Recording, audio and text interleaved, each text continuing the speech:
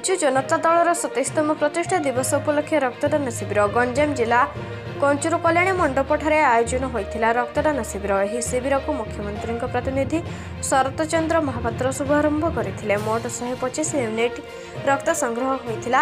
रक्तदान महत्वपूर्ण। रक्त अभाव कहार जीवन चली न जाऊ। यह कार्यक्रम में जीवन बिंदुर अध्यक्ष Subhash Maharana, D Vishwanath, OR HDC Surendra Pradhan, OSMB AN Raghunath, एमईडी पीबी 68 नंबर जोनर जिला परिषद एस सुदर्शन, ग्रिड अध्यक्ष पवित्र मोहन पाणिग्राही, म्युनिसिपालिटी अध्यक्ष सुभाष पोलाई, ओडिशा मो परिवार विजु जनता दल राज्य संपादक नीलमणि पट्टनायक,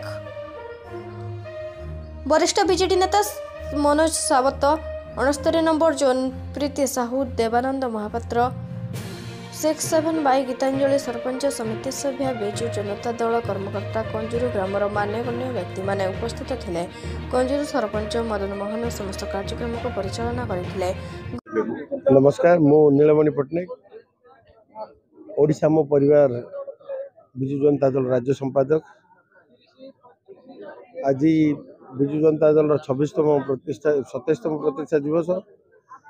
आम विकास सारथी, आम प्रगतिर प्रतीक माननीय मुख्यमंत्री तथा हिंजिली विधायक निर्देश क्रम आज सारा राज्य निर्वाचन मंडल स्तर में विभिन्न प्रकार सामाजिक कार्यक्रम जेपरिक रास्ता सफाई, रोगी फल बंटन, ब्लड डोनेशन कार्यक्रम इत्यादि विभिन्न प्रकार सामाजिक कार्यक्रम हाथ को नि बिजु जनता दल एक सामाजिक आंदोलन जहाँ परिवर्तन होती आहरी व्यापक कर केवल खाली बिजु जनता दल राजनीति नहीं, राजनीति ऊर्ध्वे निस्वार्थपर सेवा जो उत्सर्गीकृत कर्मी मान तैयारी कर आज आम गर्वित।